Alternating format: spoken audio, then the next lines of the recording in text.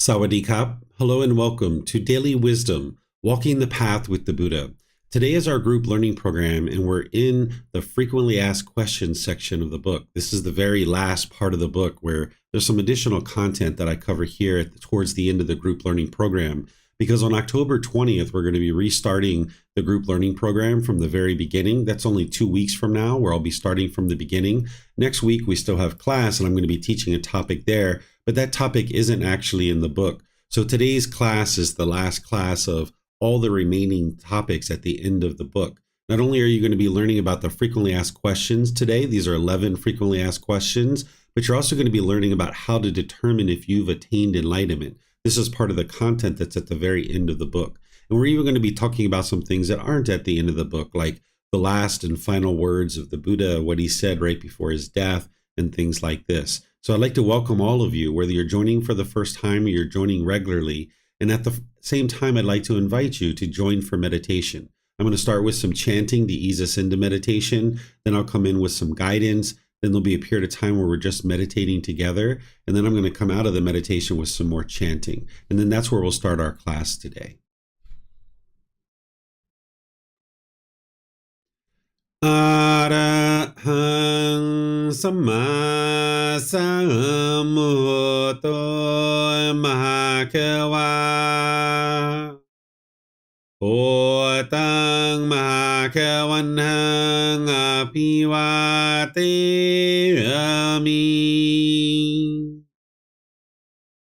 Sawakato Mahakawata Dhammo Namang Namasami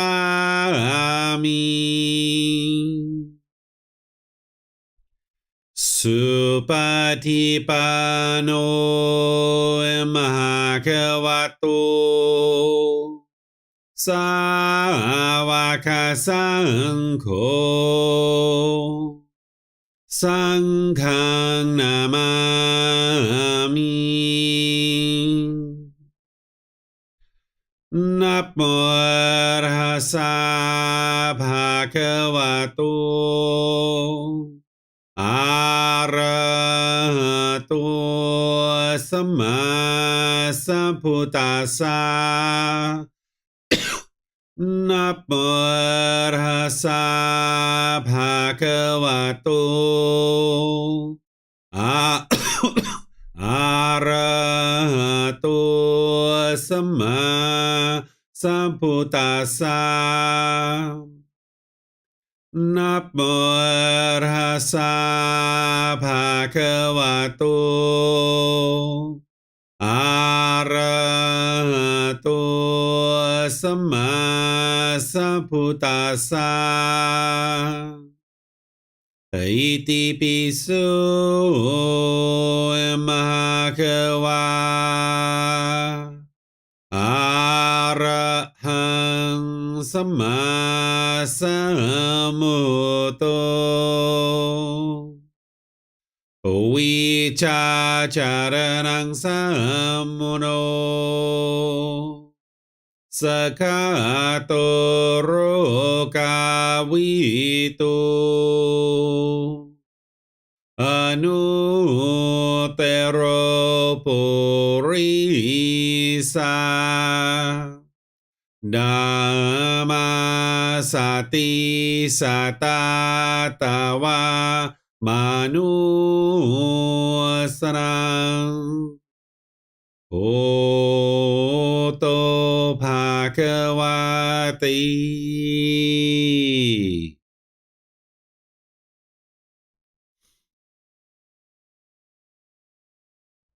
Okay, with the lower body and hands and arms comfortable, and the upper body erect, just close the eyes and start breathing in through the nose and out through the nose.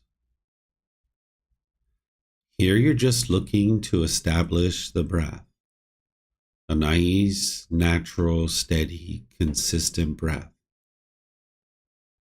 Not forced or controlled, just a gradual inhale through the nose experiencing the full breath.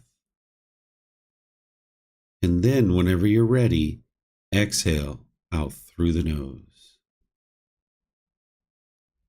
Breathing in and out. Breathing in and out. Your breath may not match up with the guidance that I'm providing, and that's okay. This is your practice. I'm just here for guidance. You can use this voice as a reminder that whenever you get to the next inhale, breathe in naturally through the nose, developing a nice, natural, steady, consistent breath. And then whenever you're ready, exhale out through the nose, experiencing the full breath. Breathing in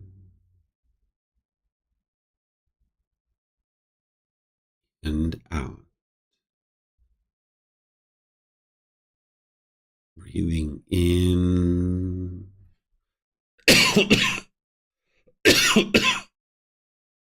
and out.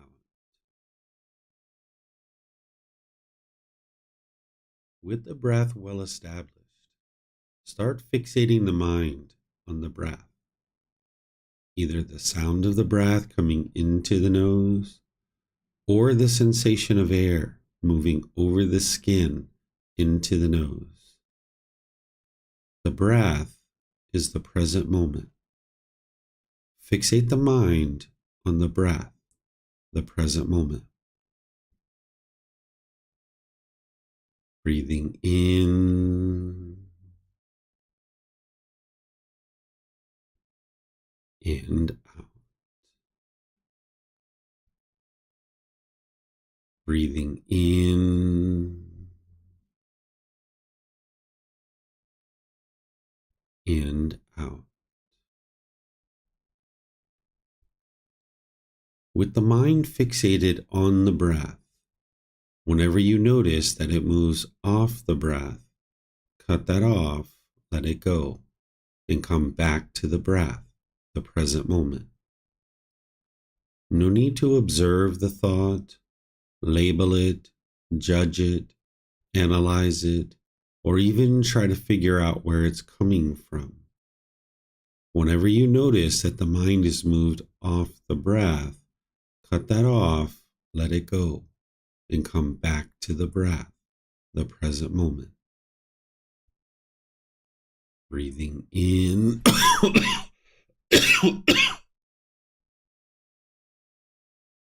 out.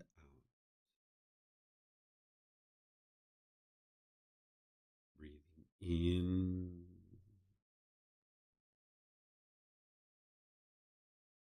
and out. I'm going to be quiet now and let you do this work of focusing on the breath, cutting off and letting go anytime the mind moves off the breath.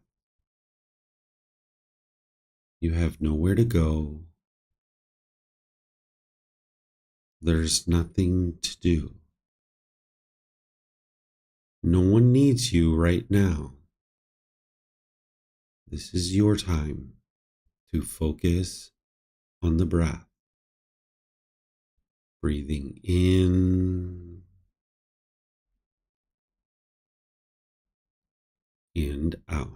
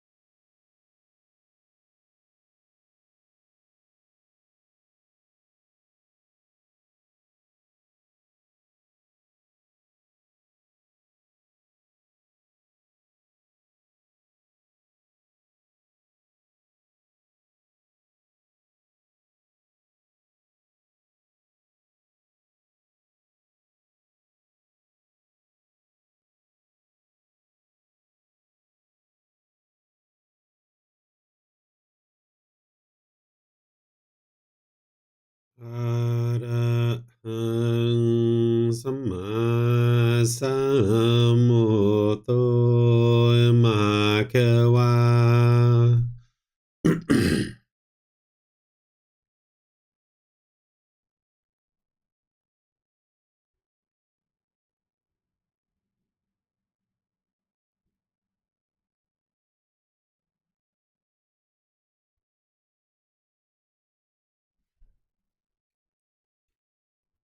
Arahang Samma Sambuddho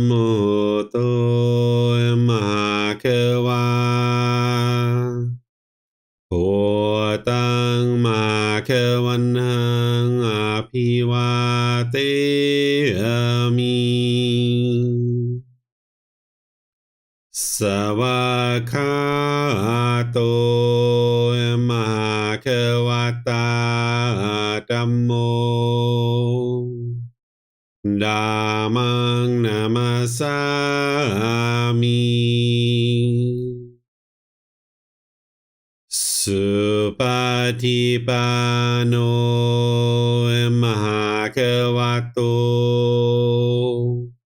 สาวกสังโฆ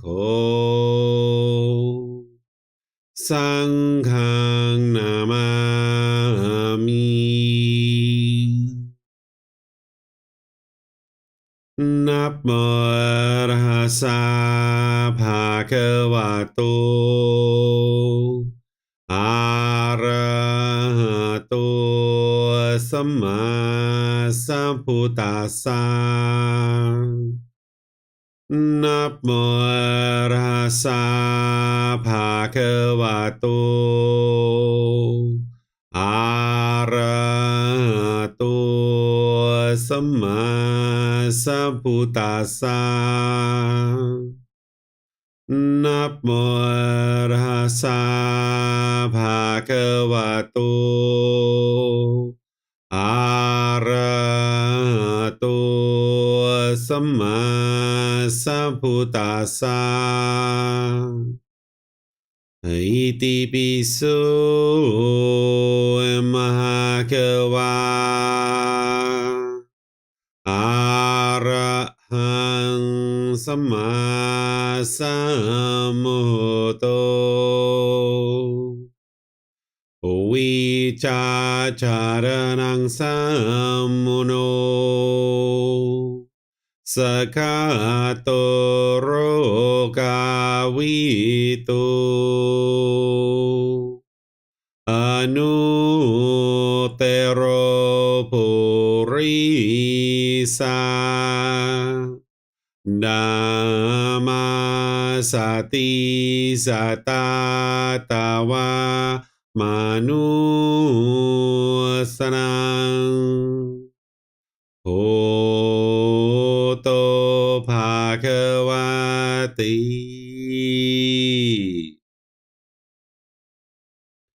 Okay, if you guys would like to slowly make your way out of meditation, I'd like to once again welcome all of you, whether you're joining for the first time or you're joining regularly. Welcome to everyone who's on Facebook, YouTube, or Zoom, or anybody who's listening to this on the replay. Welcome to everyone.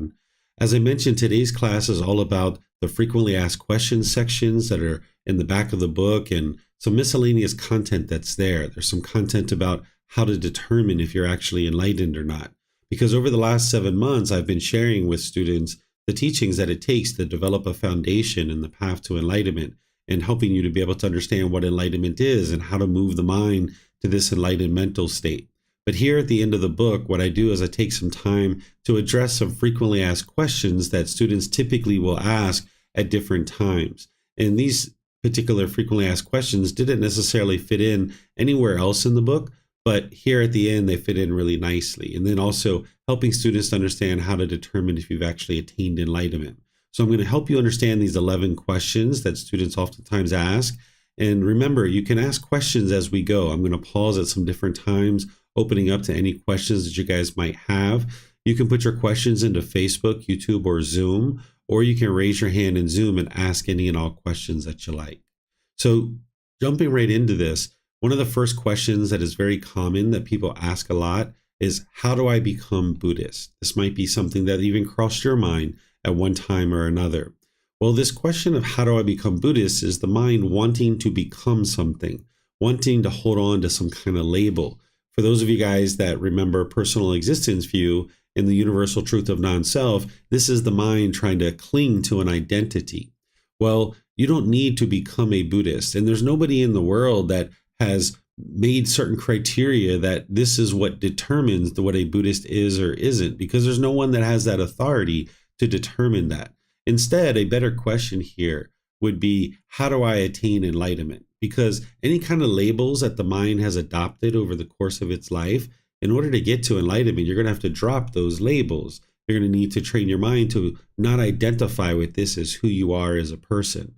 So it's interesting to remember that the Buddha himself was not a Buddhist, right? The Buddha was not a Buddhist. So the idea of adopting this identity of I am a Buddhist would be unwise, because it's just going to hinder you from being able to get to enlightenment. The idea of someone being a Buddhist didn't come about until after the death of the Buddha, where somebody, maybe several hundred years later started to come up with this idea.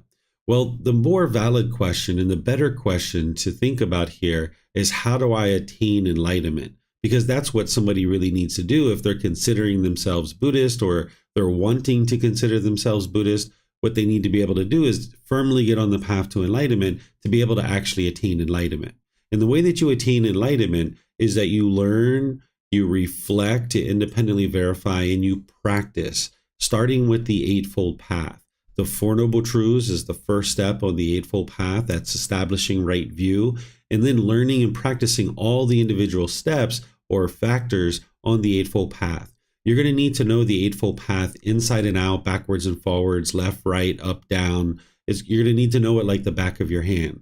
You're going to need to commit it to your memory. So all those individual factors of the Eightfold Path and all the things behind those factors, you're going to need to be able to remember those. And if you haven't studied that in a way to remember it and retain it, then that's something that you can be doing. And since we're going to be restarting the group learning program here in a couple of weeks, I'm actually going to be starting the group learning program with 3 individual sessions towards the beginning of the program, where I'm going to be breaking down the Eightfold Path in its 3 individual sections, and I'm going to be going very thoroughly into each individual section. So this is an opportunity for you to learn it once again, if you'd like to learn it in class, but also you have it in the books and the other resources that I share, where you can go through and essentially memorize each one of those factors, because you're not going to be able to consult your book when it's time to practice these factors. You're going to need to commit it to your memory so that you just know it cold.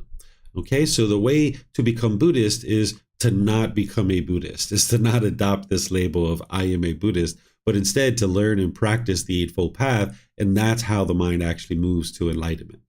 Another question that's frequently asked is, do I need to give up all my possessions, occupation, and relationships to attain enlightenment?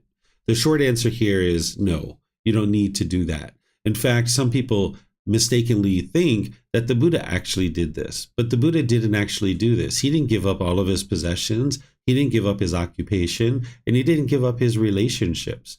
Instead, he had possessions. He had a bowl, he had robes, he had these things. He even had an occupation. He was a teacher, right? He didn't have a salary, he wasn't working for a boss, but he had a livelihood, he had an occupation, and he also had relationships. He had many, many, many students. He had his son, his wife, his mother, which was actually a stepmother. All these different people ended up coming and ordaining with him. So he had relationships. So it's not that you need to give up your possessions, your occupation, or your relationships. You need to eliminate the longing, yearning, the holding on to these things, wanting them to be permanent. This is what's going on inside the mind. Usually when somebody's asking this question, it's because they don't understand what a craving, desire, attachment is. The mind thinks that, with its lack of wisdom, that the craving, desire, attachment is the possessions or the occupation itself or the relationships themselves. Those aren't the actual attachments. The cravings, desires, the attachments, this is inside the mind, where the mind's longing, yearning, and pulling towards the objects of its affection. So if you have a mobile phone, if you have a computer, if you have a house and a car, and you have relationships with maybe a life partner or friends or family, you can have all of these things and still get to enlightenment. It's just that you need to learn how to train your mind to not be attached to them. So for example, in a relationship, you need to learn how to not put your expectations on people and try to control people and get them to do things your way. With your possessions, you need to understand that they're all impermanent, that you can't have these things permanently, that they are going to come and go in and out of your life. And that's okay. That's impermanence. But when you hold on to them and crave for them to be permanent, that's where you struggle. And that's where you're not going to be able to get to enlightenment. So just giving up your possessions, occupation, and relationships isn't actually going to produce enlightenment, actually. It's what's going on inside the mind that's going to produce enlightenment. Another question that's oftentimes asked is, what is reincarnation and rebirth? Are they the same thing? Well, again, the short answer is no, they're not the same thing. And the Buddha actually did not teach reincarnation. He taught the cycle of rebirth, or what we're translating as the cycle of rebirth. He taught that beings are constantly coming into the world over and over and over again, but they're a new being every single time. There's a new body and there's a new mind every single time that a being comes into the world. So in the original teachings of the Buddha, in the Pali Canon, the Pali word that's being used here is samsara. And this Pali word samsara is often translated to the cycle of rebirth. But if you look at what the Buddha taught about this topic of samsara and you deeply understand it, he actually didn't teach something called rebirth, because there isn't anything actually being reborn.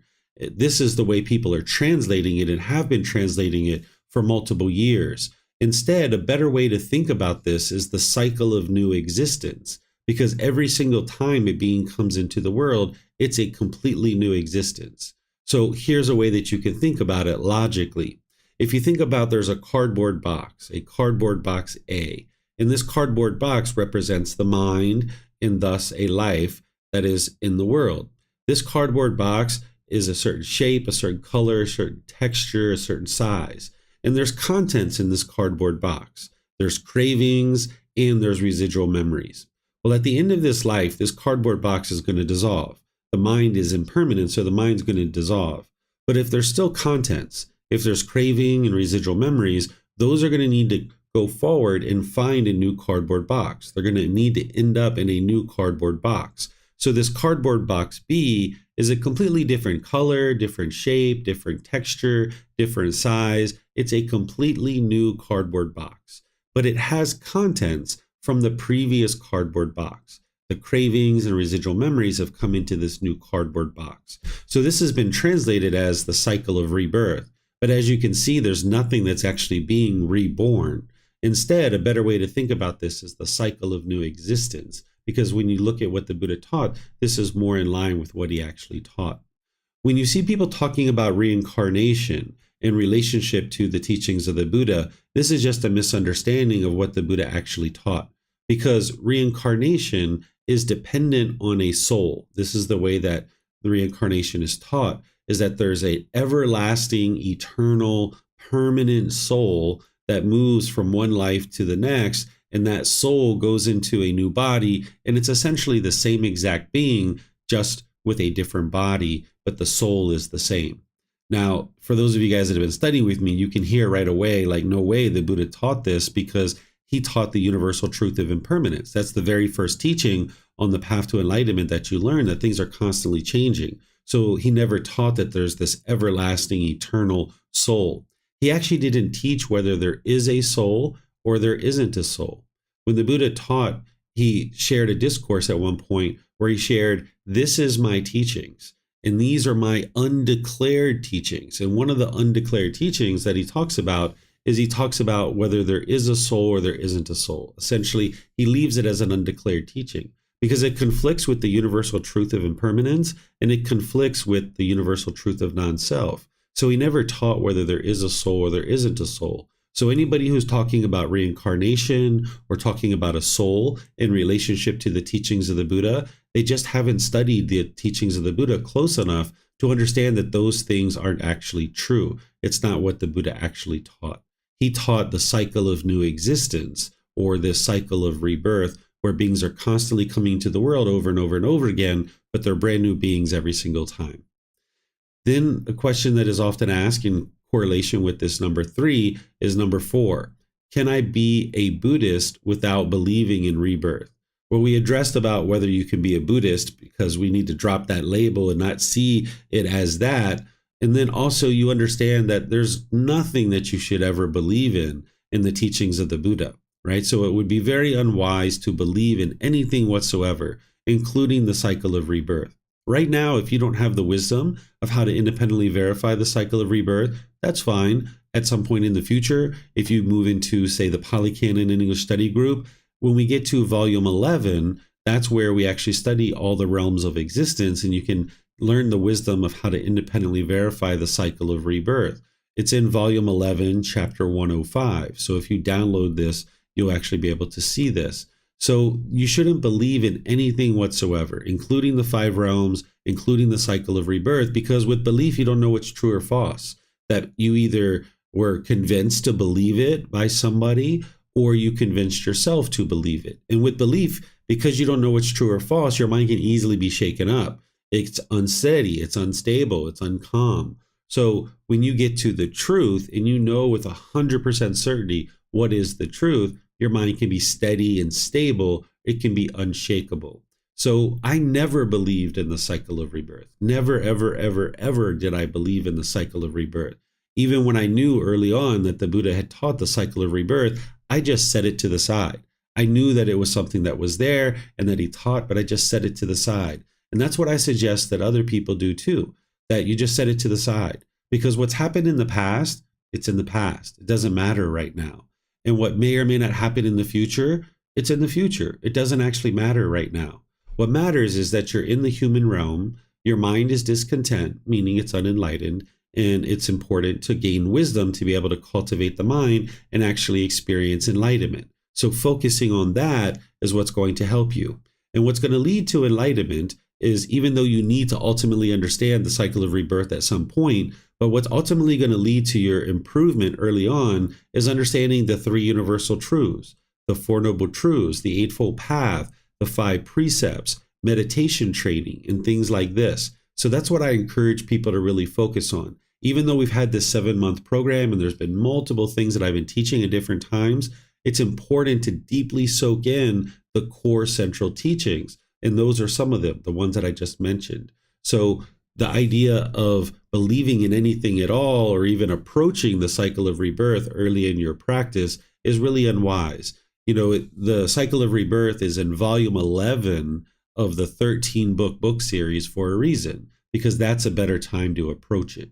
In this program, we work with volume 1. And some people even take this program more than once before they move into the Pali Canon and English study group. So there's no reason to believe in anything, but when it's time to approach that, that's when you can actually learn it and get to the point where you've independently verified it. So I don't believe in the cycle of rebirth. I know with 100% certainty that it's true because I've independently verified it and I've been able to see that. But in order for you to be able to get to that same level of confidence, you're going to need to be able to independently verify it at some point in the future. But right now may or may not be that time.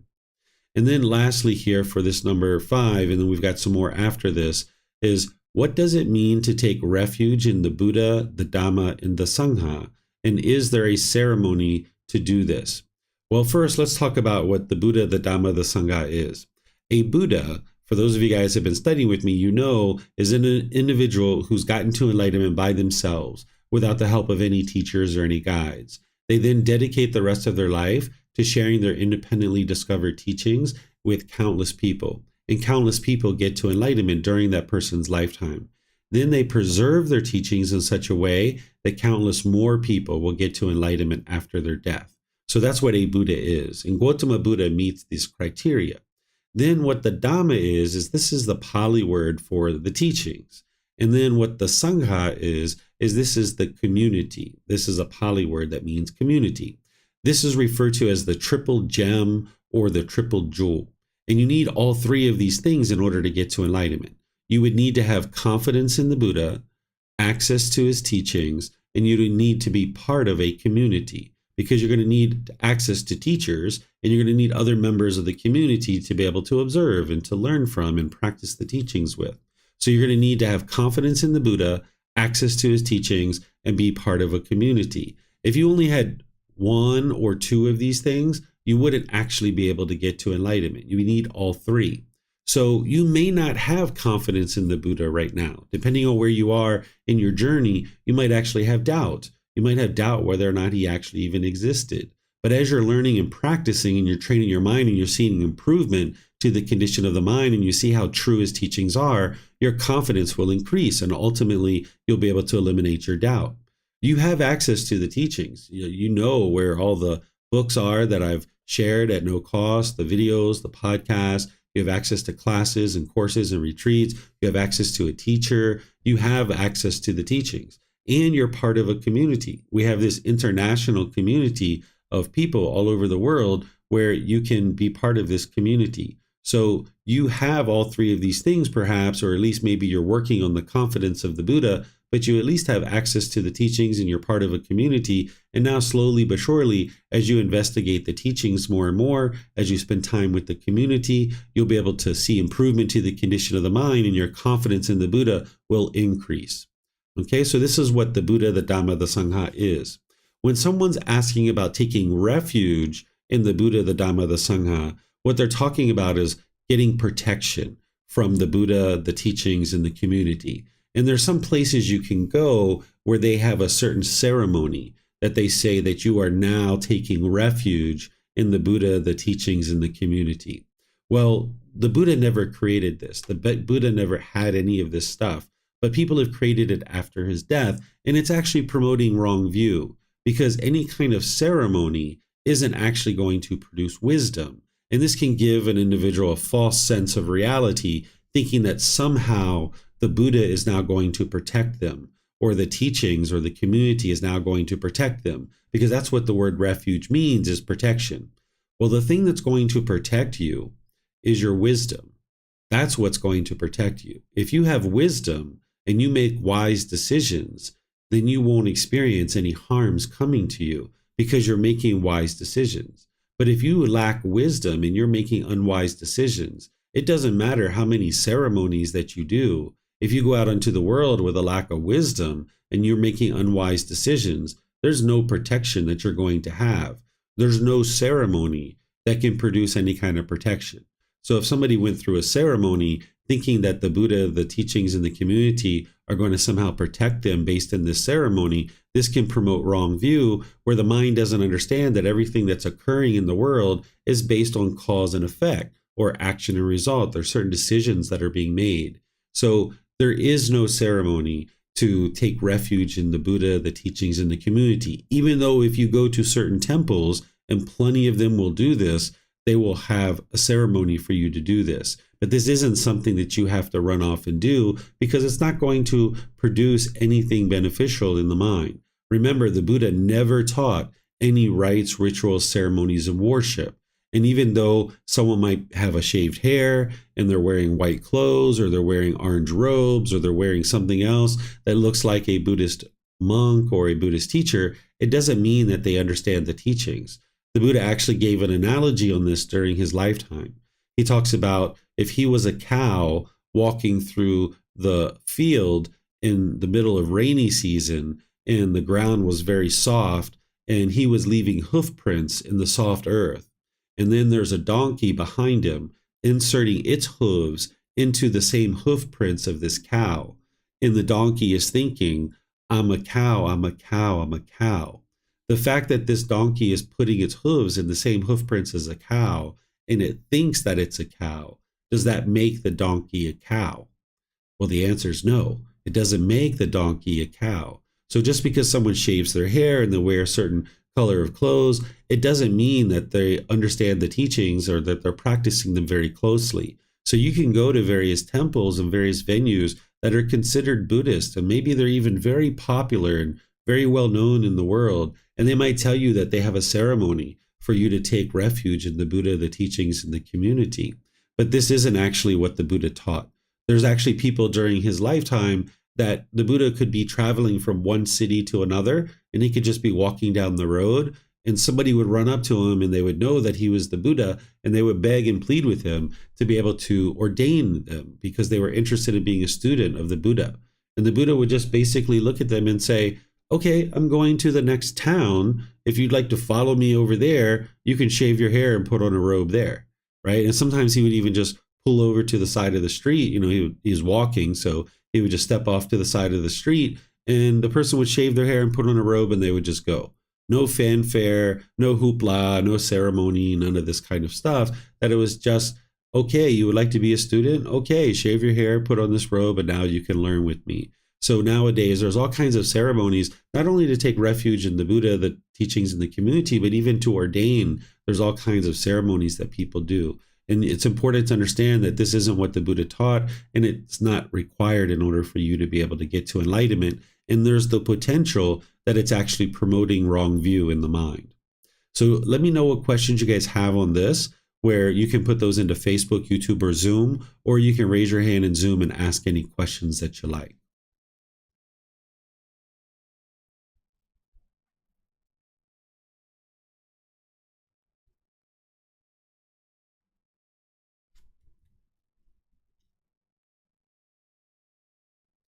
Okay, I'm not seeing any questions anywhere. So we're going to move on to the next ones.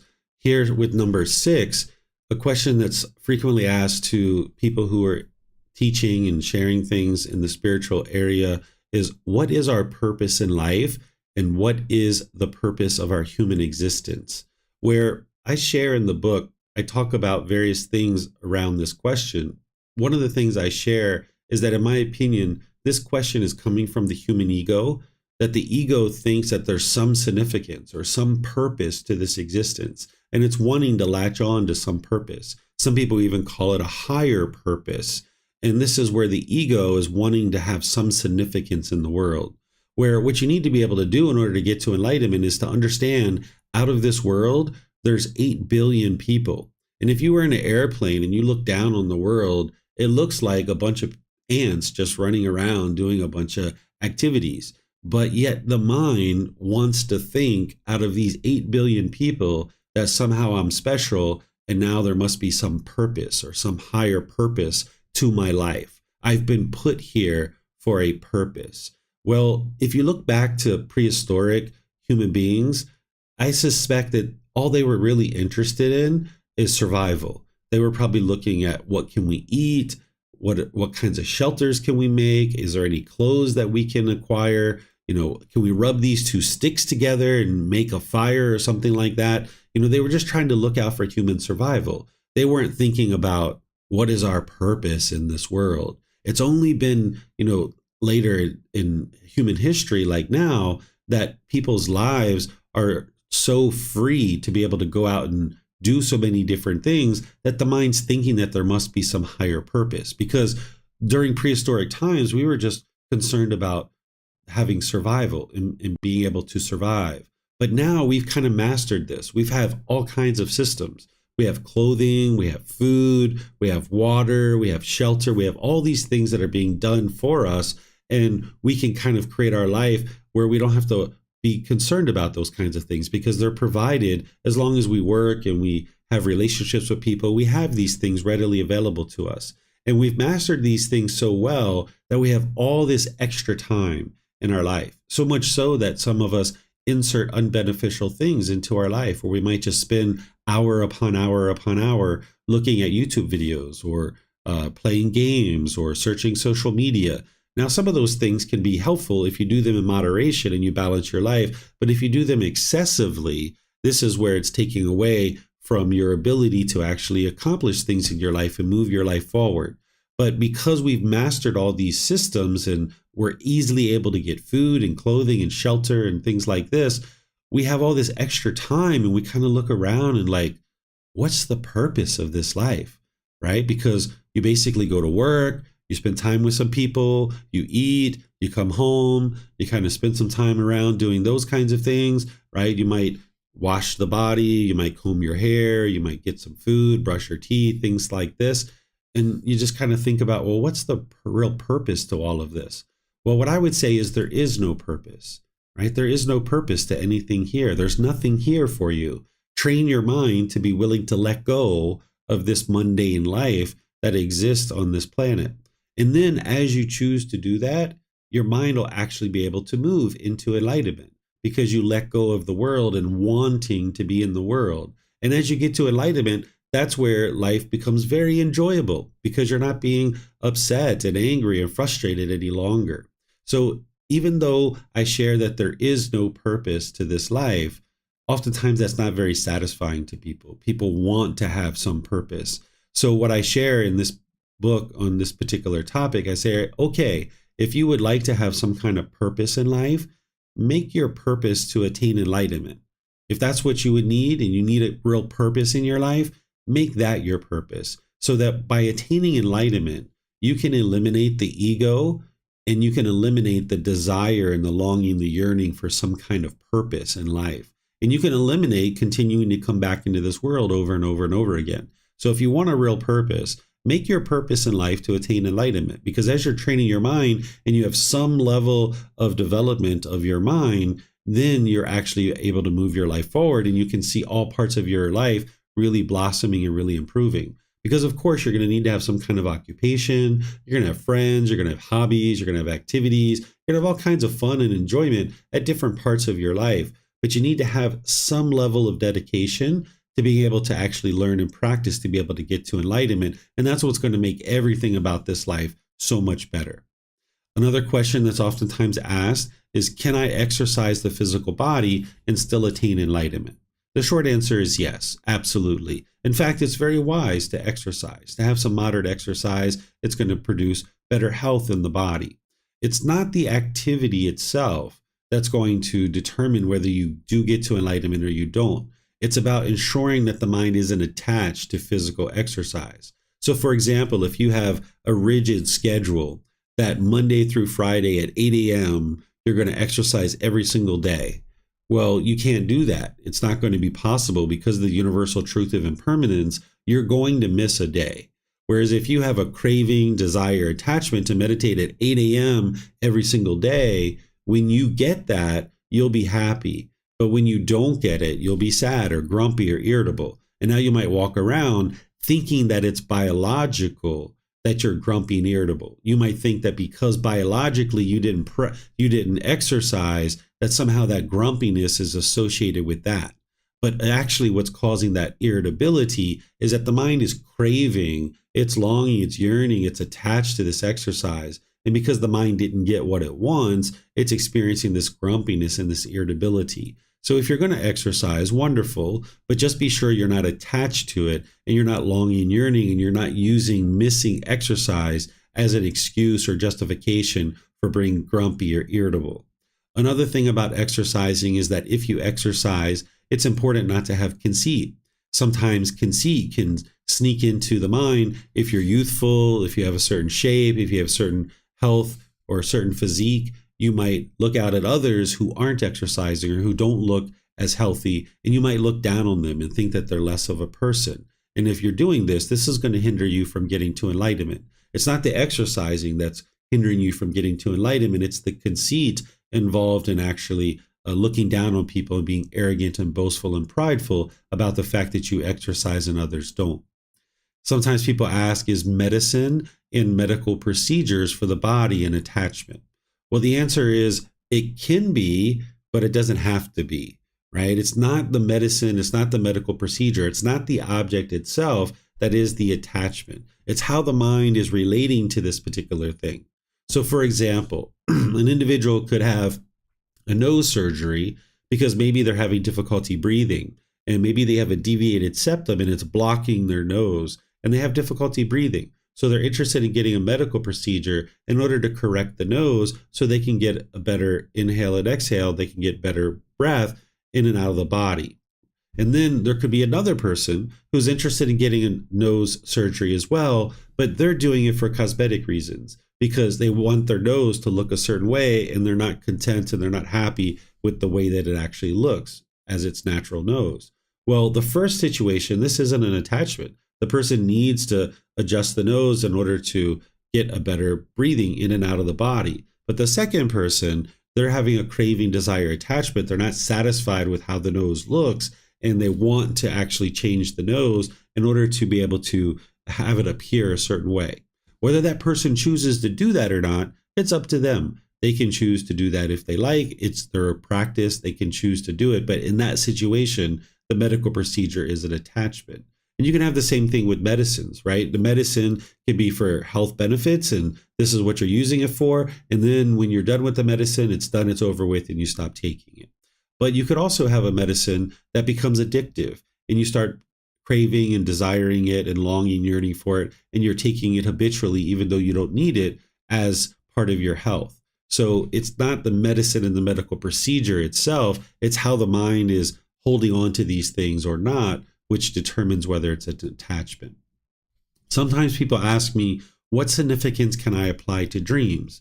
Well, the answer is none, right? Like if you have a particular dream and you're trying to find some significance to it, this is the mind looking and peering into your dreams. And there's almost an auspicious and superstitious way of kind of looking at these things. What I encourage you to do is when you have a dream, just think about it as, okay, it's a dream. It's not true reality. Look at how creative the mind can be. And then when you wake up, just understand it's not true reality. Cut it off, let it go, and walk away from it. That it isn't actually true reality. You're going to have to let it go. Whereas if your mind holds on to this dream, it can actually affect you throughout your day. It can affect the condition of the mind. So you could talk to 3, 4, 5, 10 different dream interpreters, and you'll probably get a different interpretation of your dream every single time. That's not what this path is about interpreting your dreams. You know, are you going to get rich, or is your boyfriend or girlfriend going to come back to you? That's not what this is all about.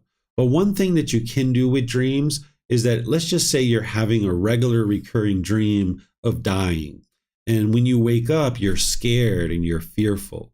Well, you can use that as insight, because you can see that your mind is still craving and clinging and holding on to the world. And this is something that you're going to need to let go of.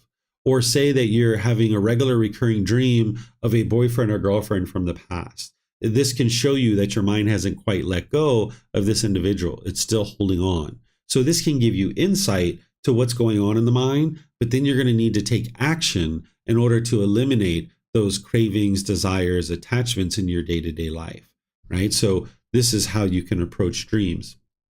Sometimes people ask me, why is enlightenment permanent? Because they learn about the universal truth of impermanence and they're a little bit confused of why is enlightenment permanent? Well, when I teach the universal truth of impermanence, I share that everything in the world is impermanent, meaning everything you can see, everything you can hear, everything you smell, everything you taste, everything that comes in contact with the body, and then anything that goes through the mind in terms of thoughts and ideas and things like this. This is all impermanent. It arises, it changes, and it fades away.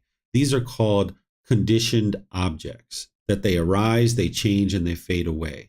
And when the mind is in the unenlightened state, you're experiencing conditional feelings that based on some condition, you're going to experience happiness, excitement, elation, those pleasant feelings, or based on some condition, you're going to experience the painful feelings, sadness, anger, frustration, irritation, annoyance, and all those others. Or you might experience the neither painful nor pleasant feelings. And those are based on some condition. There's pollution in the mind, and now the mind is forming its inner feelings on some condition. That if it's sunny outside, you'll get so happy. But then when it rains, you'll be sad or frustrated.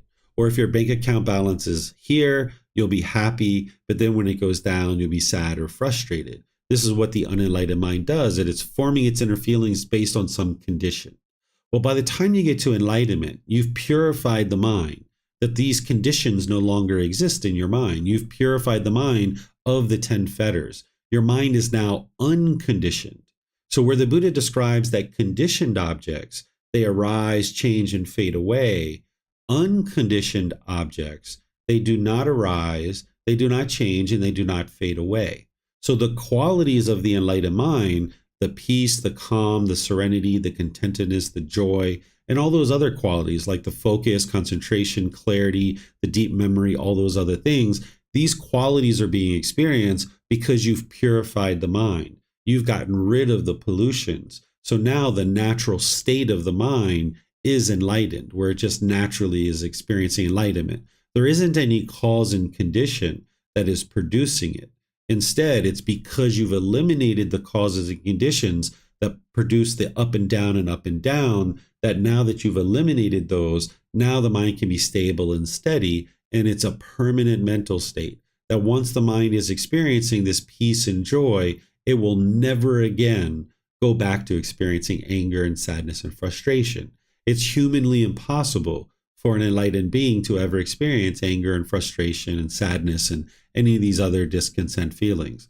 Once you've eliminated the pollutions, the 10 fetters, they will never come back again. It's impossible for them to actually come back in. The mind is fully protected at that point. So this is why enlightenment is permanent, is because the mind is no longer conditioned where it's experiencing a rising, changing, and fading away. It's now unconditioned, that there isn't an arising, there isn't a changing, there isn't a fading away. The peace and the joy is just always there in the mind. And then lastly, one of the frequently asked questions that are sometimes asked is, why are donations of support for teachers of Gotama Buddha's teachings so important? Well, the first aspect of this is that it helps the continued sharing of the teachings in the world so that countless people can learn and practice and be able to get to enlightenment.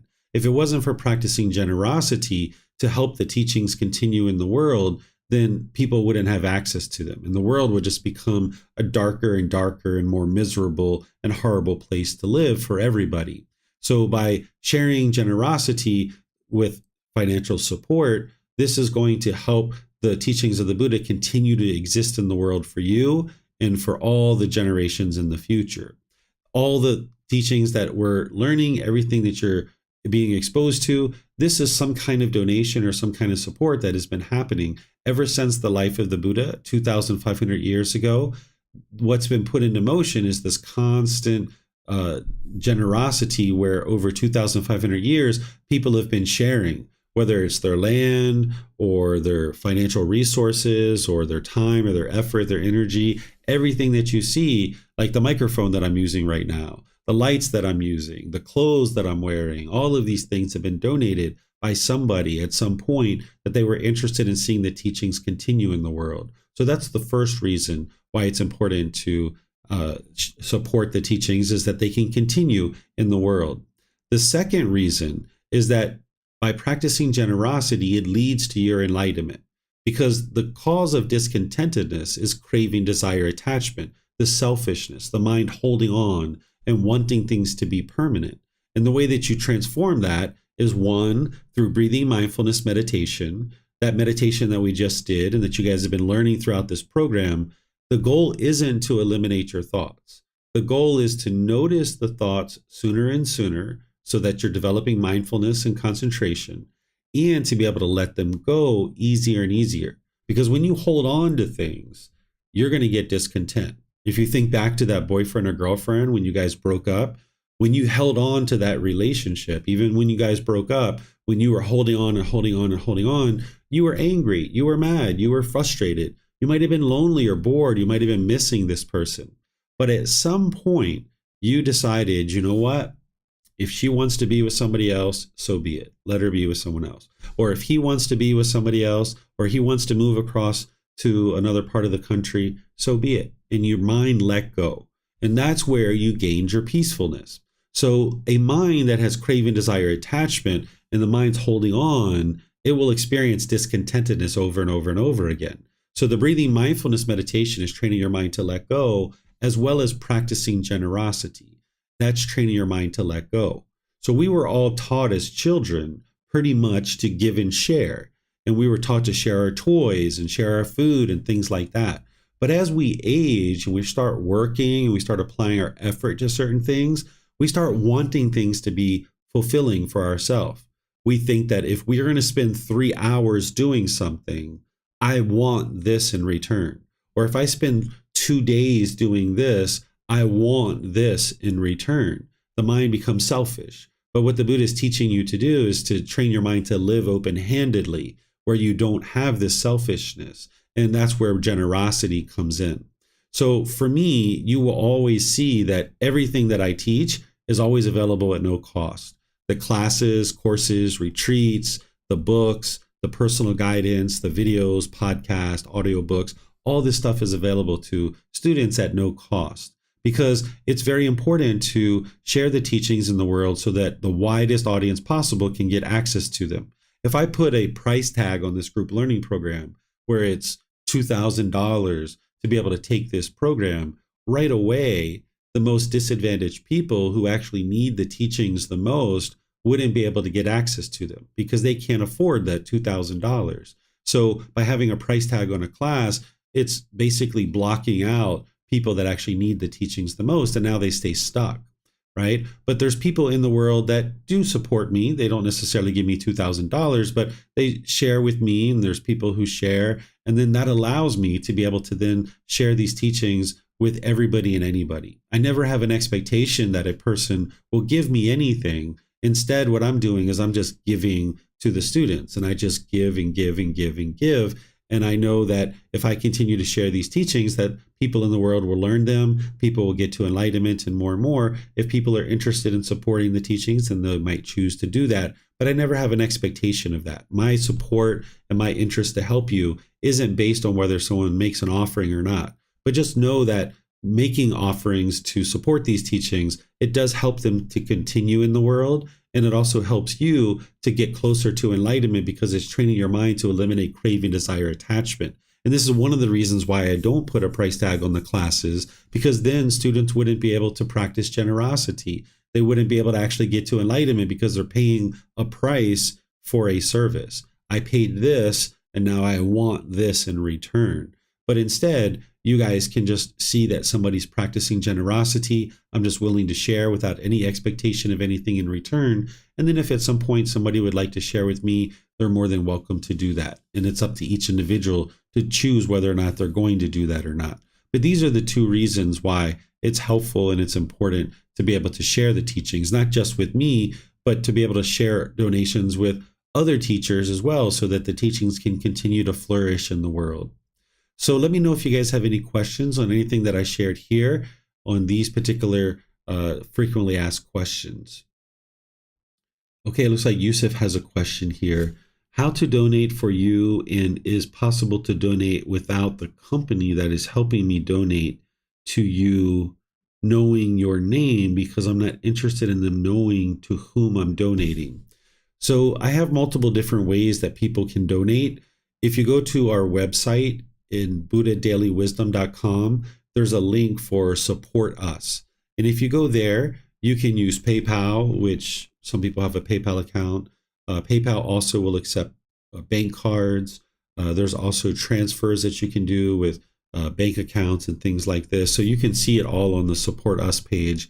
And if one of those things work for you, you should be able to find something there like Venmo or Wise, or even just a bank transfer. There's all different options there that should be able to work for just about anybody. But if there's ever some new thing that I'm not aware of, you guys are always welcome to recommend that to me. But I've put a whole plethora of options out there thinking that, you would be able to find something that works for you. Okay. So it looks like Vibhav, you have a question. Go ahead, sir. Thank you. I had a question on the first point, and you said, when people ask you what their purpose in life is, and you said that I guess you're trying to say that there's no real purpose, but you can make the purpose to attain enlightenment. Yes. It should not. Sorry, go ahead. Yes, because the ego is in there wanting there to be some purpose. Like, what's my higher purpose in this world? This is the ego wanting to take on some kind of significance. So what I say in the book is I teach people that there's nothing here for you. Let go of this world. There is no purpose. Let go and move on so that the mind can get to enlightenment. But then you'll see if you read the book that I say, this is probably unsatisfying for a lot of people when they read this. So therefore, if you really truly are interested in a purpose, make your purpose to get to enlightenment. Okay. Thank you. You're welcome. Let me check our other platforms and see if we have any questions. I don't see anything anywhere. Okay. So now what I'm going to do is I'm going to share with you how to determine if you've actually attained enlightenment. And this is all the way at the back of the book for a reason, because somebody would have had to at least learn the first book, but they would need to learn all the others too in order to actually get to enlightenment. There's nobody that's going to get to enlightenment within 7 months. It's just not possible. But it's helpful to know how to determine if you've attained enlightenment. Well, the first thing to know is that if someone's attained enlightenment, they will never stop practicing the teachings. And the reason why is because their mind has essentially been upgraded to this new operating system. You can think about the unenlightened mind like an old archaic computer system. It's like the unenlightened 1.0. And you're making these incremental upgrades until you get to enlightened 9.0. And once you're up and running on that new software in your mind, you can't ever delete it. You've seen too much truth. It's not possible. So if you've gotten to the point where you never lie and you never use harsh speech with people, and you see that all your relationships have become so peaceful and so joyful, you will never again be able to lie. You will physically not be able to use harsh speech ever again. Even if somebody was holding a gun up to your head, you wouldn't be able to use harsh speech and you wouldn't be able to lie. You would never stop practicing the teachings because your mind just isn't capable of doing that anymore because you've completely transformed it and you've seen the truth and you've seen things too clearly. The second thing is you'll be fully practicing the Eightfold Path, which includes the Four Noble Truths and the 5 precepts. That the Eightfold Path is the path to enlightenment. You would be practicing that thoroughly because that's the new operating system that you're upgraded your mind to, and you'll be fully practicing that. And you would have needed to been practicing that for multiple years before the mind actually gets to enlightenment. So by the time you get to enlightenment, you'll actually be fully practicing that. When you've attained enlightenment as an arahant, you will have eliminated all the 10 fetters. So you will know what all the 10 fetters are, you'll know what the symptoms of them are, you will know how to eliminate them, and you will know how to determine whether you've eliminated them or not. This is a retreat that I teach once a year here in Chiang Mai, and it's live streamed throughout the world to teach you in detail about each one of the fetters. There's other classes and courses and retreats that I teach and introduce you guys to these things, but it's this retreat in August that I teach all the details about the actual individual 10 fetters. So an individual who's enlightened would have fully eradicated the 10 fetters from the mind. It would be completely purified. You will have cultivated a mind that is completely practicing the Brahma Viharas.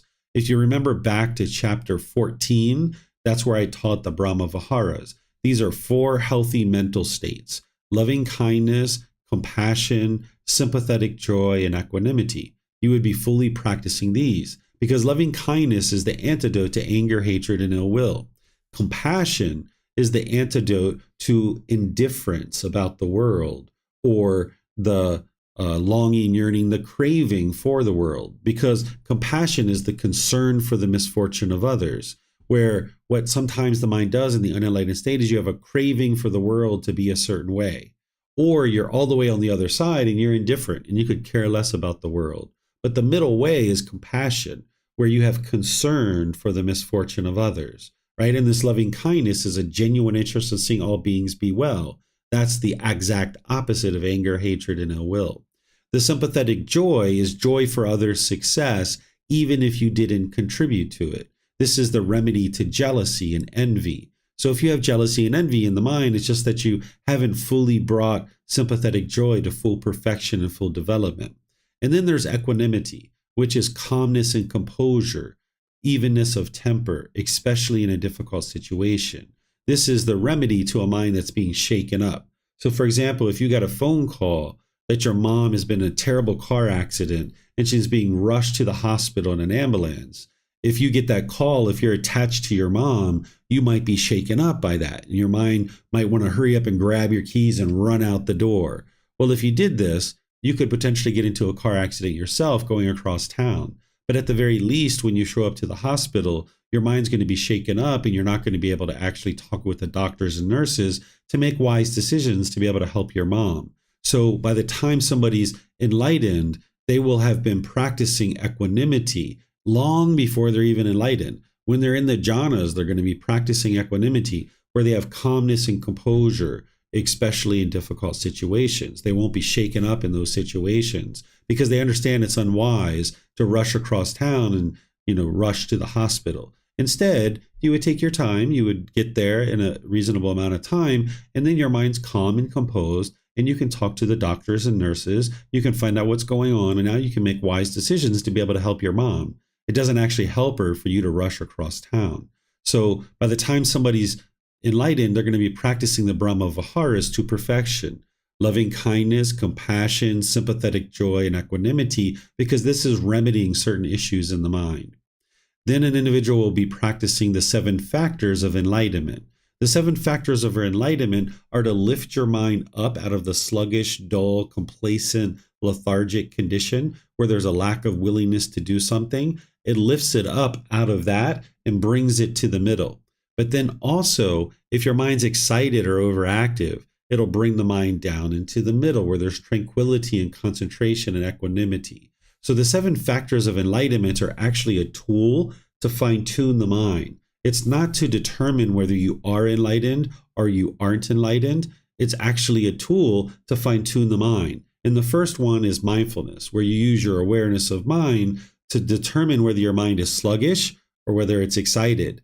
And then you implement the appropriate factors of enlightenment to bring it to the middle. So if your mind is sluggish and lethargic, you're going to implement the enlightenment factor of investigation, energy, and joy. You're going to need to arise that through right effort.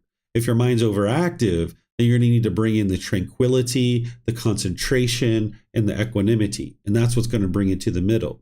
And the more and more that you keep your mind in the middle like this, the more that your mind will stay there. It's that analogy that I use with the piece of wood and the steel rod, and you grind that back and forth, that if you do that long enough, your mind will just always stay in the middle. But initially, your rod's going to bounce around because there's no groove there in the wood. So the 7 factors of enlightenment are there to uplift the mind out of the sluggish condition and to bring it down out of the overactive condition. So you would be practicing these 7 factors of enlightenment effortlessly by the time you get to enlightenment.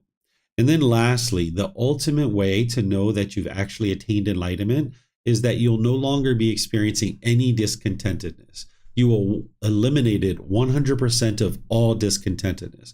All the anger, sadness, frustration, irritation, annoyance, guilt, shame, fear, stress, anxiety, loneliness, boredom, shyness, resentment, even the slightest displeasure is eliminated from the enlightened mind. And you'll know that you've accomplished this because it'll be 1 year, 2 years, 3 years, 4 years. You won't have any discontentedness whatsoever during this period of time, and you'll know that your mind has attained enlightenment. But I don't suggest that you ever convince yourself that you've actually attained enlightenment. Instead, just stay dedicated, determined, and diligent, because you've cultivated a lot of wisdom to get to this point where you've eliminated all your discontentedness. But that wisdom has led to the most important thing that you've ever experienced, which is the complete eradication of discontentedness. And you're not going to just stop cultivating wisdom because you've gotten to enlightenment. At that point, you will have seen the benefit of wisdom, and you will look for other parts of your life that you can cultivate wisdom. Maybe you're interested in learning how to fly a helicopter, or maybe you're interested in being a computer repair person, or maybe a camera technician or something like this. And you can cultivate wisdom about these kinds of things because now your mind is functioning optimally. There isn't anything that you can't accomplish. By the time your mind gets to enlightenment, your mind is performing optimally. You can do anything and everything that you'd ever be interested in doing. So you've eliminated discontentedness at this point, and all your relationships will be at ease. So this is how you can determine whether your mind has actually attained enlightenment. So are there any questions here about how to determine if you've attained enlightenment? Okay, it looks like Yusuf has a question here. Let me see, or actually there's some other ones. Let me go back here. So it looks like Kristen has a question. David, when does the new group learning cycle start? It starts on the 20th of October. It's 2 weeks from now, so it'll start then. And I'm going to be doing the same things, which is 9 a.m. and 9 p.m. And it's going to start on a Sunday on the 20th. But if you're attending, say, Saturday night, because I think you're in North America, if you're attending Saturday night, that'll be the 19th, right? So it'll be 9 a.m. Sunday morning Thai time and 9 p.m. Sunday evening. Then Yusuf is asking a question. I'm not sure if this is related to number 6. I'm curious about how humans have the ability to talk. So what is the purpose of having conversations? Yeah, I'm not sure what you're talking about there, Yusuf. The purpose of conversations is to communicate and understand, other people's thoughts, and also to communicate your thoughts. But I'm not quite sure what you're looking at there. Yusuf is asking another question. How did the Buddha know he is enlightened? Because of what I just shared, right? That you would have eliminated 100% of your discontentedness. So the Buddha knew what it was like to be angry and sad and frustrated and all these other discontent feelings. And having eliminated all of that and having the complete transformation of the mind, where the mind is calm and peaceful and joyful, you'll know that. You'll know that you've actually attained enlightenment. The Buddha even talks about this. He says that when a person gets to enlightenment, they will know that they've attained enlightenment. But as I just shared with you, I don't suggest that you ever convince yourself that you've attained enlightenment. Because one of the things that'll happen is you'll go 3 months or maybe 6 months without any discontentedness whatsoever. You'll think that you're actually enlightened. And next thing you know, there'll be some little residual clinging or craving that's in the mind. And you'll experience like 30 seconds or maybe 2 minutes of discontentedness, and you'll miss it. You'll think the game's over and you'll miss it. It's kind of like that game Whack-A-Mole, if you know that game, where the moles are popping their heads up and you're standing there with the mallet, right? These feathers are popping their heads up. This pollution is popping their heads up. And if you never think that the game is over, you can whack those moles as soon as they pop up. But if you think that the game's over and you're just sitting there lackadaisical, they'll pop their heads up and you won't actually see them and you won't spot them. So if you think the game's over and you're enlightened, when you get this little bit of a feather coming up, you'll miss it and it will creep in your mind, and now you won't be able to eradicate it. So if you never convince yourself that you're enlightened, even when it's been 2 years, 3 years, 4 years, and there's no discontentedness, just never convince yourself that you're enlightened. There's no need to. Just enjoy the peaceful and joyful mental state and go out in the world and do wonderful and amazing things. Okay. So knows immediately, or one should wait months? Years. You should wait years. There's not a situation where 1 second ago you were unenlightened and now 1 second later you know that you're enlightened. It's not a light switch. That these qualities of enlightenment are gradually increasing. In the unenlightened mind, those aspects of the mind are gradually decreasing. So it's not like 1 second ago you were unenlightened and now a second later you're enlightened. It's not like a light switch. It's a gradual progression. So even you go 1 year, 2 years, 3 years, and there's no discontentedness whatsoever, never convince yourself that you're enlightened. So you can go 2, 3, even 6 months with no discontentedness. In that third stage of enlightenment, you'll see that it's be 3 months or 6 months. There's no discontentedness whatsoever. And then boom, you're going to get a little discontentedness. It's not fierce. It's not strong. It's very infrequent. It's very insignificant. It can last as short as 5 seconds. And you'll stomp it out of the mind right away. And you're going to need to look and you're going to need to see what's the craving that produced that. Whereas if you think game's over, then you're not going to be able to spot that. So it's better to never convince yourself that you're actually enlightened. Here's another question from Yusuf. What about when people say, I had a dramatic enlightenment experience? They feel it. It's not true. Enlightenment's not permanent. It's not instantaneous. This is one of the things that people are misunderstanding. You can have realizations. You can have shifts in your mind where you can actually notice these shifts. But if you talk to those people that think that they're actually enlightened and they think that enlightenment is instantaneous, ask them, what feelings do you struggle with the most? Do you struggle with anger, sadness, frustration, irritation, annoyance, stress, or anxiety? What are the feelings that you struggle with the most? And they're going to tell you. They're going to say, oh, I struggle with anxiety, or I struggle with stress. And there you know that they're not enlightened. So there's people walking around the world that think that they're enlightened, but they're actually not enlightened, right? So there's some people that will tell you that enlightened beings still experience discontent feelings. And I can assure you that they don't. So the people that are describing enlightenment as sudden and instantaneous, they're actually not experiencing enlightenment. They've experienced a certain shift or a certain realization in the mind where it has this dramatic shift, but the mind actually isn't enlightened yet. Okay, let me see if we have any other questions anywhere. All right, so here's some questions coming in on YouTube. Let's see. It says, if I have purpose, for example, want to be a millionaire, can I still get to enlightenment? If you want anything at all, the mind is not yet enlightened. That's the longing, yearning. If you're indifferent and you could care less about what's happening in your life, you're not going to be able to get to enlightenment there either. So you need to come to the middle where you gradually work towards a certain goal or objective or interest. And if your goal is to increase your income, wonderful, that can help you, because then you can acquire certain things that you need. But it's not this outside thing. It's not becoming a millionaire that's going to make you happy. Instead, it's letting go of that longing, yearning, and wanting some external thing.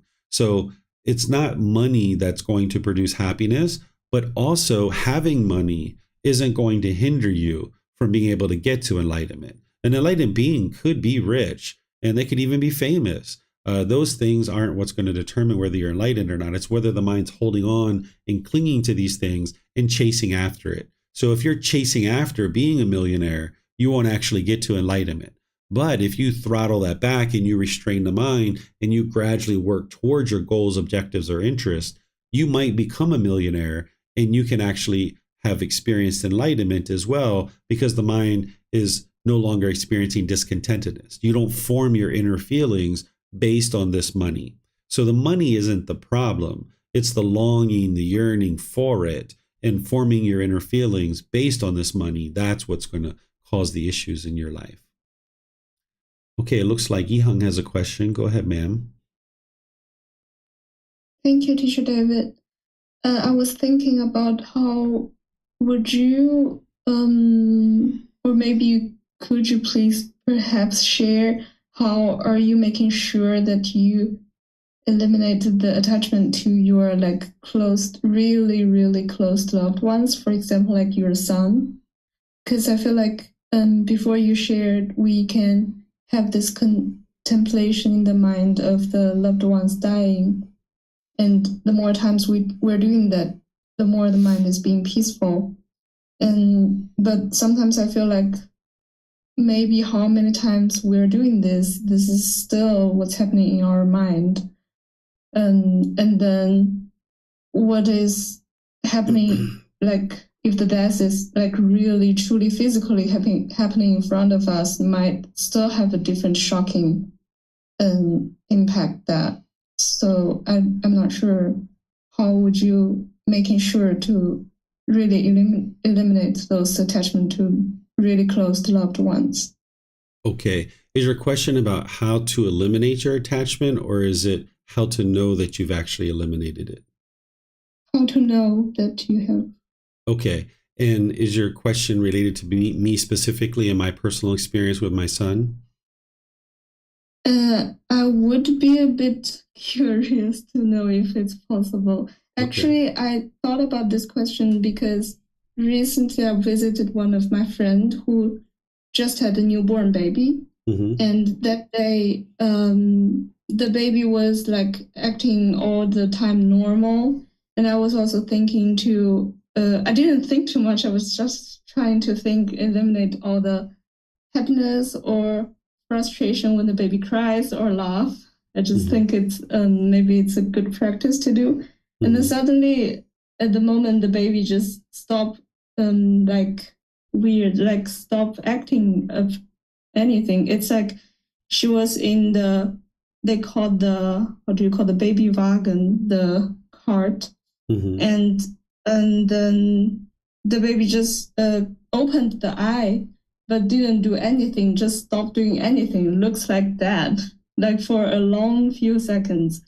And me and her mom was like getting a bit shocked also. I was like, that looks like a real death in front of me. And it feels really shocking. And it's even a baby I just seen not many times. I don't feel like I have that much attachment to her. So I'm not sure if there is a difference if it's just imagining death in the mind or just really seeing the baby or seeing the real loved ones dying in front of us.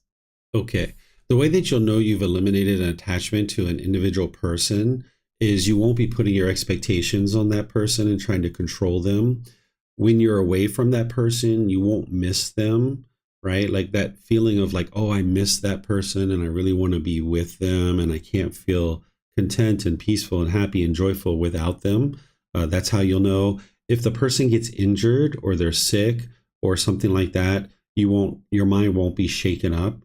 So, for example, like one time my son fell down rollerblading and he didn't have a helmet.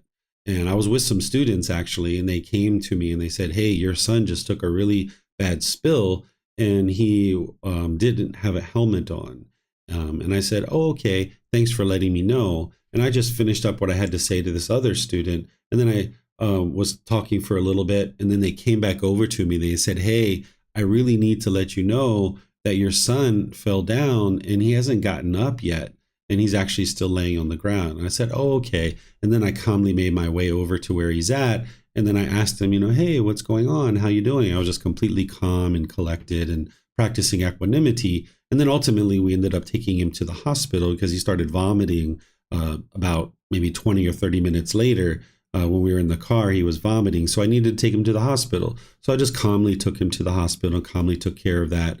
And recently he had a toe infection and he needed to have a little minor surgery. So you can see in these situations that your mind's completely calm and completely content.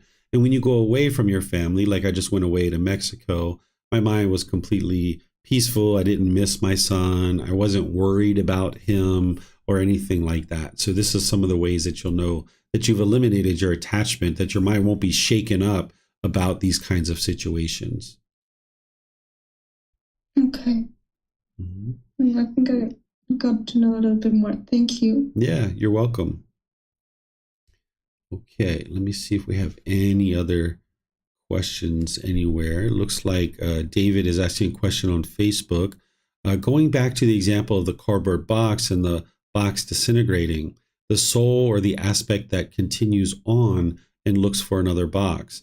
Then I thought you said that the new box already is full with previous experiences. Can you explain more? Sure. So there isn't a soul that the Buddha describes as going from one life to a next. This is what reincarnation explains, but this isn't what the Buddha actually taught. Even though people are attributing reincarnation to the teachings of the Buddha, he never taught that there is a soul or there isn't a soul. But people will describe it that way, but that's not what the Buddha actually taught. Instead, that he taught that there's these cravings and residual memories in your mind. And these cravings and residual memories are essentially like the contents in the cardboard box. And that's what's moving on, is the contents. The cravings and the residual memories are moving into the new cardboard box. But it's a completely brand new cardboard box every single time. It's not the same cardboard box. There's nothing that's the same. It's just that the cravings and residual memories are moving forward into this new cardboard box. So the way to say this is like there's one mind and then there's a second mind, and the cravings and residual memories move from one mind to the other. And that's how an individual is reborn. Essentially, if there's cravings in the mind at the time of death, this is the fuel that causes rebirth. The way that you can think about this, another analogy, is if you have a fire and it's got logs on the fire, the logs are the fuel. And as long as this fire has logs, it's going to send off sparks, right? As long as this fire has fuel, it's going to send off sparks. And now when these sparks get carried by the wind, it's going to land and it's going to ignite a new fire. That fire hasn't been reborn. It's a completely new fire, right? It's just coming from the spark of the previous fire. So the same thing is true about the mind in this new existence, is that there's craving and residual memories in the mind, and those cravings are the spark that is now causing this new mind to be created. And now the cravings and residual memories are inside this new mind. And that's how another being comes into the world. But now with the mind existing, it's got to find a body in order to exist in the world. Okay, so that's some information for you there. Okay, Yusuf, you have a question? Go ahead, sir. There is a common saying that the wife of the Buddha was reborn within more than 500 lifetimes. Is this true or not? Is there a way to know if, like, someone like maybe your son was reborn with you, like maybe a member of your family for more than once? Because I had some doubts a girl next to me that I sense that I know him, I know her, even though that I have never talked to her. It is like attachment, or maybe it is a real sense that maybe we were born together more than once, maybe as a family member or something. Did you say, is it true that the Buddha was reborn 500 times, or that his wife was reborn 500 times? They were reborn together maybe as a family member or as a loved one, more than 500 times. Okay. And they will say it is because of how amount of love they have for each other or something. Okay.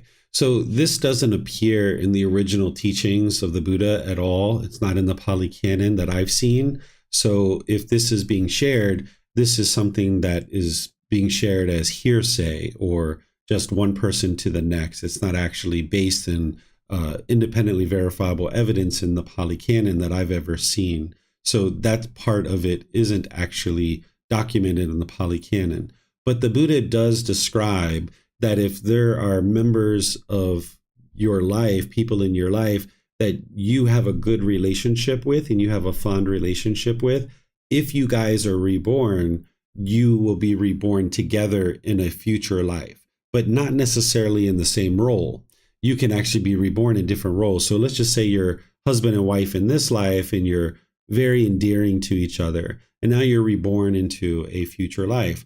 Well, you might be the mother and someone else might be your child, or might be a brother and sister or something like this in a future life. So these are things that can occur, but it was never documented in the teachings of the Buddha about him and his wife existing in that way. What about me sensing that I know someone even though I have never talked to them? Is it like kind of attachment, or maybe something that's possible to happen? It could be either way. It could be that there's an attachment there and your mind is longing, yearning, and you're kind of attributing it to, oh, I knew this person in a past life. Or it actually could be that you actually knew this person in a past life. It really doesn't matter at this point. If it's an attachment, it matters because you need to eliminate that. But whether they were in your past life or not, it really doesn't matter, because now it's a completely new life and you're different beings, and you need to be able to, decide to start over, or you're not going to have a relationship or whatever it is. So sometimes people put a lot of significance on these kinds of things. It's really unwise to try to tell other people, oh, you were this in my past life, or like you were just asking me, like, can I tell the past lives that my son has had? And even if I understood past lives that my son has had, it would be very unwise for me to tell him that. Because if somebody's going to observe their past lives, they need to be able to see it for themselves. It can really mess some people up if somebody enters into your life and says, oh, you were this being in the past. Well, if that's true, that person needs to be able to figure that out for themselves. Having somebody else tell you that you were that being actually can really mess with your mind. And there's certain Buddhist traditions that actually do this. They will actually go around and they will actually tell people who they think that they are. They will try to identify you. And this is very dangerous, to try to tell somebody else that you think they were this person or that person in a past life. If that person is going to see their past lives and observe that, then they need to be able to do that on their own, and then they can have confidence in that. But if somebody else tells you that you were this person, you can't ever have confidence. And I've seen people's mind really experience difficulties and troubles when they're being told these kinds of things. So it's very unwise to talk about those kinds of things. Just know it for yourself and just move on. Okay, thank you. You're welcome. Okay, I'm going to check to see if we have any more questions anywhere. Okay, so let me just share a few things to kind of wrap up this additional content at the end of the book. And these are kind of things that I'm just putting in the group learning program. It's actually not in the book itself. This one actually is in the book, but there's some other things here that I have to share that aren't actually in the book. These are some of the words of the Buddha as he's getting closer and closer to death. He says to his ordained practitioners, he says, "Wander forth, O monks, for the welfare of the multitude, for the peacefulness of the multitude, out of compassion for the world, for the good welfare and peacefulness of heavenly beings and humans. Teach, O monks, the teachings that are good in the beginning, good in the middle, good in the end, with the right meaning and phrasing. Reveal the perfectly complete and purified holy life, There are beings with little dust in their eyes who are falling away because they do not hear the teachings. There will be those who will understand the teachings. So this is one of the reasons why I do what I do and why I teach what I teach, out of compassion for the world, concern for the misfortune of others. And I know that sharing the teachings is the very best thing that I could ever do with my life, because it's going to lead to your peacefulness. If you learn and practice the teachings, this can lead to your welfare and your peacefulness for a very long time. And perhaps what you've been able to see with this program is what I've attempted to do is make it good in the beginning, good in the middle, and good in the end, with the right meaning and phrasing. It's really important to use the accurate wording and phrasing to be able to describe the teachings. If we don't have our wording and phrasing accurate, then the students aren't going to be able to understand this. So what I've attempted to do is reveal this holy life to you, this purified life where you can purify the mind and experience this enlightened mental state. There are beings with very little pollution in their mind, very little dust in their eyes is the way that the Buddha's describing it. And because people don't hear the teachings, they're falling away into discontentedness and into unwholesome things. But there are those people who understand. There's some people who will understand. If you remember back to the beginning of the group learning program, there might have been 20 or 30 people, I don't remember how many at the beginning of the program, but slowly over time, that's kind of waned, right? Because people sometimes see the teachings and they don't necessarily understand them, and they don't put the effort and the energy to understand them. But if you're understanding the teachings, you can get to the point where the more and more you understand them and practice them, you'll see more and more peacefulness coming into your mind. And not everybody's going to understand the teachings. So when I restart this program coming up in 2 weeks, there'll be a lot of people that is restarting potentially. Maybe there will, maybe there won't. But over time, that'll gradually fade away, because people oftentimes aren't necessarily willing to put in the work to have the dedication and diligence to learn and practice. But if you're willing to put in that work, you'll actually see the results. Each of these kinds of programs that you do in the world, it's just like everything else, that what you put into it is what you get out of it. So if you've been reading the book, if you've been attending the classes, if you've been meditating, if you've been getting some personal guidance here and there, asking questions, then you've definitely gotten a lot out of this program. And you might decide that you'd like to repeat it and do it again. Or you might decide that you'd like to repeat it and actually do the Pali Canon and English study group as well, because you can start that Pali Canon and English study group at any point that you like. Even though we restart it once every year and a half, you can actually start it at any point that you'd like. So these are some of the words of the Buddha as he was getting closer and closer to death. This is something that I put at the very end of the book, and I put this in there long before there were any wars going on in terms of what we see now today in Israel and Ukraine and things like this. As I said, the only war worth waging is the war within the mind. Win that war and you will have won everything. Because sometimes those thoughts that you have in your mind, it can almost be like a war. It can almost be like you're at war with yourself. But if you win that war, you will have won everything, because the mind will be so peaceful and so joyful. And that's truly the only war worth waging. I've never seen an actual war that has produced beneficial results. Every time there's ever been a war, there's nothing but killing and destruction.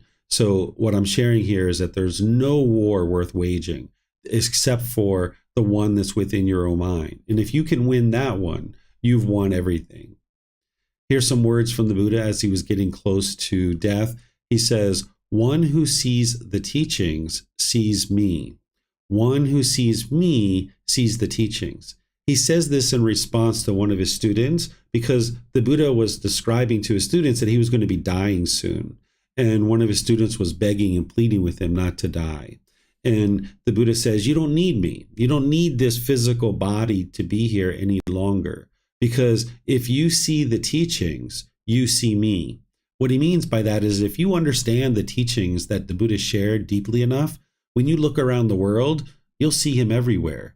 Because if you've learned the universal truth of impermanence, when you look around the world and you see impermanence, that's the Buddha. Not physically, not literally, but you know that the Buddha existed. Or when you see that someone is having craving, desire, attachment, and they're getting discontent because of their cravings and their desires and their attachments, that's because you see the teachings, you see him, because he's describing to you the way the world is. He's not describing to you the way the world should be. He's explaining to you the way the world is. And because he's explaining to you the way the world is, when you look around the world, if you understand the teachings, if you see the teachings in the world, you see him, and you will have no doubt that this individual actually lived, because his teachings fully explain everything that you're seeing in the world. But then also he says, one who sees me sees the teachings.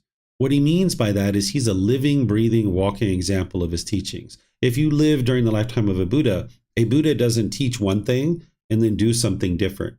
They actually teach something and they actually do that thing too, because they're teaching just as much through their spoken words as they are through their actions. So one who sees me sees the teachings. That's what the Buddha is saying, is that he's a living, breathing, walking example of his teachings.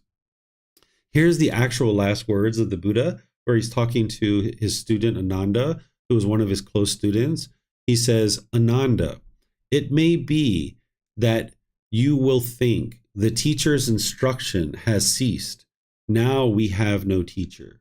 It should not be seen like this, Ananda, for what I have taught and explained to you as teachings and discipline will, at my passing, be your teacher. Now, monks, I declare to you, all conditioned things are of a nature to decay. Strive on untiringly. So what the Buddha is saying here is, hey, I've taught you all these things for 45 years, essentially. And when I die, let those teachings be your teacher. The instruction hasn't ceased. It's just that this physical body is no longer here. So continue to learn the teachings, and that's what's going to lead to your enlightenment. But then his very last words is actually the first thing that you need to understand in order to get on the path to enlightenment. As a very wise individual, a very wise Buddha, the Buddha would have known that his words, his last words, are going to be well known in the world. So he used his last breath and his last words to actually be a teaching. This person was teaching from the time that he got to enlightenment all the way to his death. His last words were a teaching. He says, I declare to you, all conditioned things are of a nature to decay. What he's describing is the universal truth of impermanence, that all conditioned objects are impermanent. They're going to fade away. So in order to get onto the path to enlightenment, an individual would need to understand the universal truth of impermanence, because what the problem that the mind is experiencing in the unenlightened state is that it's craving permanence. So he's using his very last words to be able to deliver this final teaching to make sure that people understand that all things are going to decay, including him as a Buddha. He doesn't get eternal life necessarily. That's not what he's ever taught. He didn't teach that he would have eternal life. Instead, he's saying, hey, this body is impermanent. Even him, this body is impermanent. And this is going to help people if they understand his last words, that the world is impermanent. The mind in the unenlightened state is craving permanence. And you need to train your mind to not crave permanence because you live in an impermanent world. So this is everything that I taught here, or everything that I share in this last particular class. Even though we're going to be learning next week, we're going to be learning the 5 hindrances, the 5 things that are going to hinder you from getting to enlightenment. That's what I'm going to be teaching next week. And you can keep in mind that the group learning program is Sunday and Wednesday at 9 a.m., 9 p.m. And then there's the Pali, Canon, and English study group on Saturdays at 9 a.m. and 9 p.m. as well. So let me know what kind of questions you guys have here at the end of this class. I'll just kind of wrap up with answering y'all's questions. It looks like Yusuf has a question. Go ahead, sir. I have read maybe a discourse for the Buddha was shocking for me. Because, I'm sorry, Yusuf. I'm having trouble hearing you. Your audio is not so clear today. Can you repeat that? Would you like to go to another students till I hear that? I'm sorry. I'm having trouble hearing you, Yusuf. Would you like to go to another student now till I hear that? Oh, there isn't any other students that are asking questions right now. Okay, so thank you. No problem. We will talk later. Okay, you say we'll talk later? Okay, yes. Okay. Yes, all right, sounds good.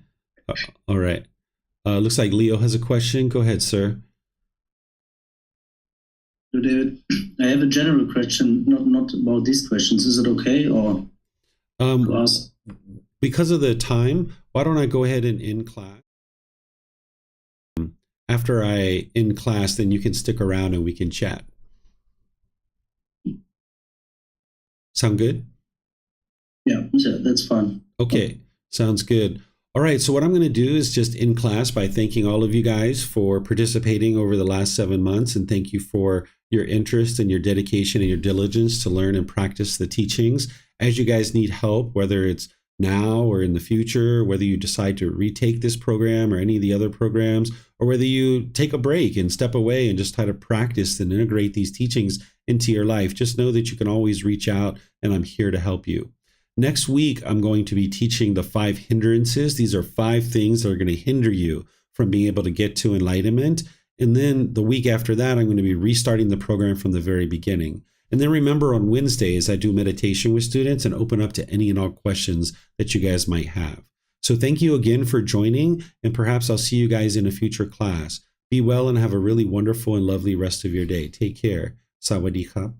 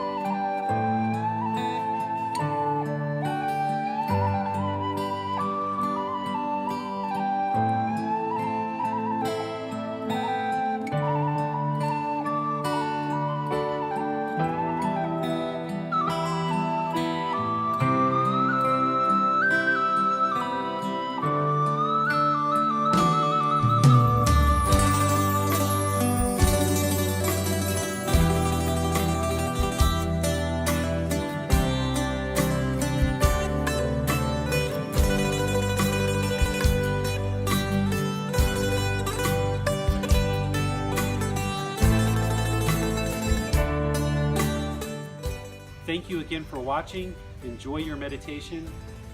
Look forward to seeing you online and answering any questions that you might have. Thank you so much.